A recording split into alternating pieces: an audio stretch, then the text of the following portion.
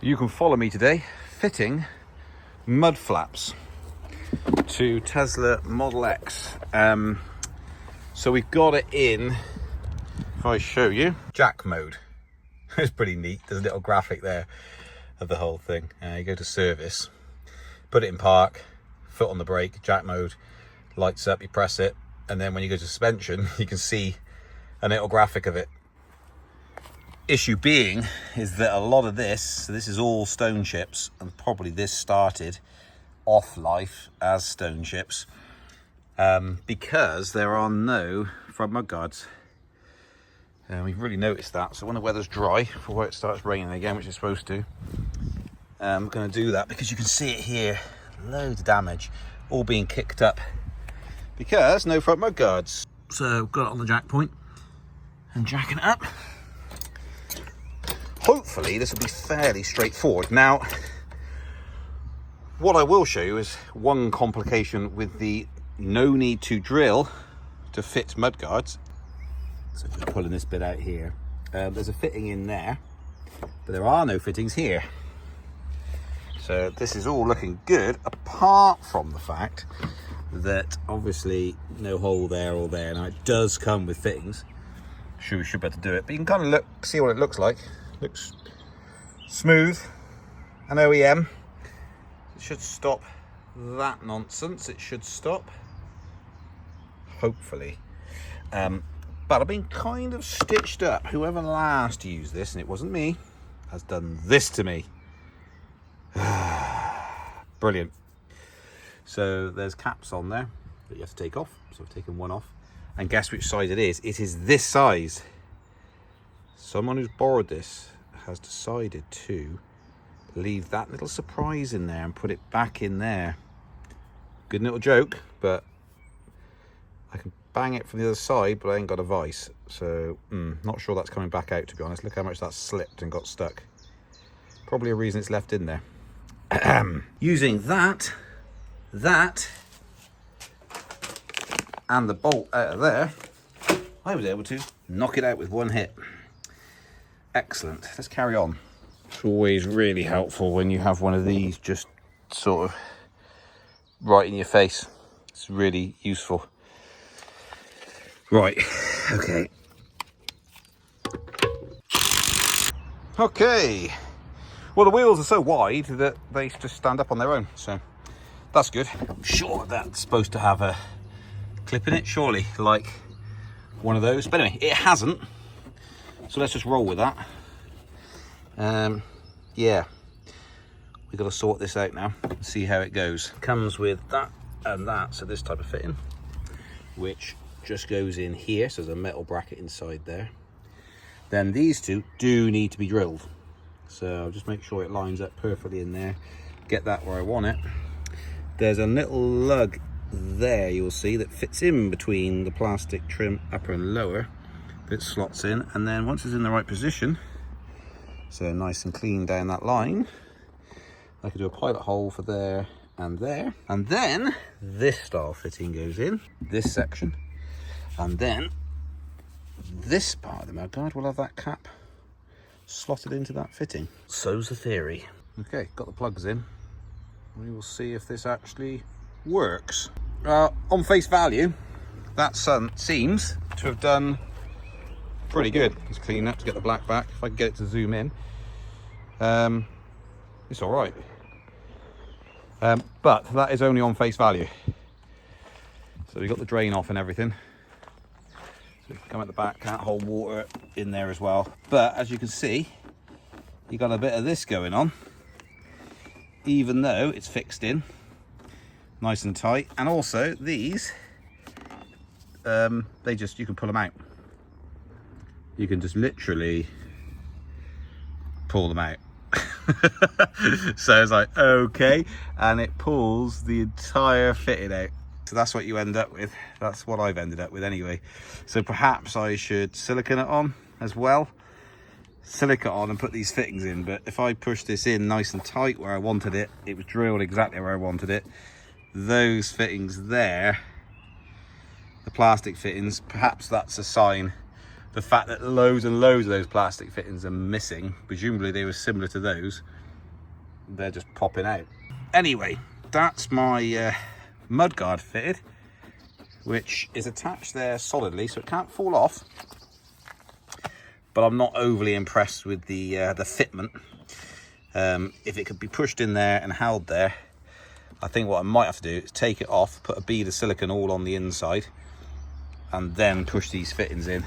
But if you want to fit your own mudguards, 20 quid. It's not really down to the product, I don't think. Comment below if you think it is. I think it's more down to these style of fittings. I matched the diameter of this just slightly smaller, just a smidgen smaller than this body, knowing that when you push this in like a wall plug, it's actually going to open it up further, as you can see there, to a thicker diameter. Yeah, that doesn't seem to be really holding. So I'm going to go and buy some bonding tubes. I've taken this back off again and realised actually two things. One, you cannot remove these fittings once you put them on. It just snaps. You can't see, but because the camera won't focus, it just snaps. When you put this into this, it does not expand. It does when you push on it, but once it's gone past that point, which is this point, which it won't focus, this point, it's flat again all the way around. So it sits in there nicely, but it does not expand that core at all. So yeah, so I've ordered some stickle, and it'll have to go across here, around up in here as a bead, and across the top, back down again and stop there. The only thing I can't find with stickle is if it sticks to a rubber compound and then to plastic. It says it sticks basically everything, but as the way these things always go, I can imagine the only thing it doesn't stick to is this, but we'll go and try it. So first of all, I'm going to clean them up so they're nice and dust free, and then go and get the sealant so they're completely clean. Okay, well, that's given it a good chance. Let's see what I can do and hopefully not smother it all over the side of the car at the same time. Okay, so I have stuck that on. We've got those back in, that's back on. That is pretty nicely attached to that now, and we haven't got the loose bit at the bottom, so as long as that sort of stays there like it is, we should be okay. The slight difference I had a thought with these, which won't let me focus on, with these pushing all the way through, they no longer expand out and they go back to their essentially flat size. They just pull straight back out again. What I've done is, rather than putting them here like that, I've actually put them behind this plastic piece, so the face is behind it, hidden, then pushed in. Then this can't pull back out because it gets stuck against this from the inside, and thankfully when you tuck them in, they don't just drop down, they do sit in the hole, otherwise that'd be a nightmare. So yeah, those have actually clipped in slightly better. Now they're slotted in, they can't be pulled back out again. That appears to have worked. Hopefully. Lovely joblet. That actually looks pretty neat. I'm alright with that. I'm happy with that. That looks good. The clip's going that other way round. I've forced it in a lot stronger, and the bond seems to be pulling it in anyway, so we shall see. Looks pretty legit to me. Can't really complain about that. Probably lose like 20 miles range now. That'd be good, wouldn't it? But anyway, saves damage and all the stone chips, etc.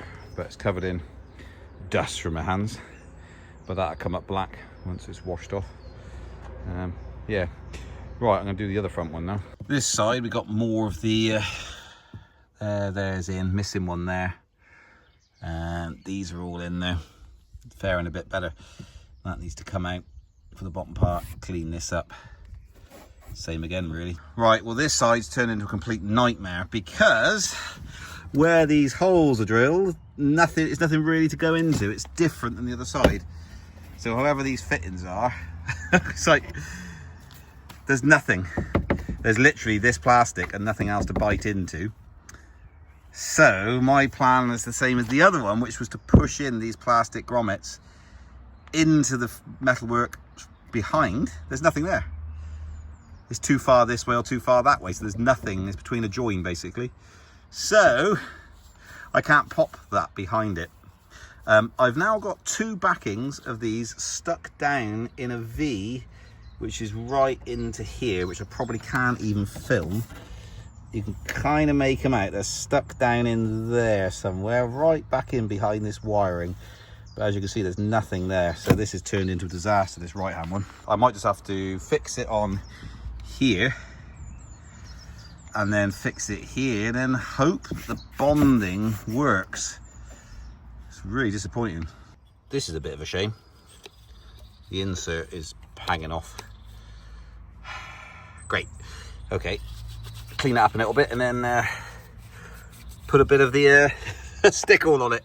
Okay, so ignoring that for now. This here, I managed to use the original trim fittings, which it held on a lot tighter. As you can see, I got a bit of a nice oozing out there, which is fine with me. Now, I do note that this trim fitting here isn't fitted the best. It won't push in anymore. So I think the other side was a lot flusher.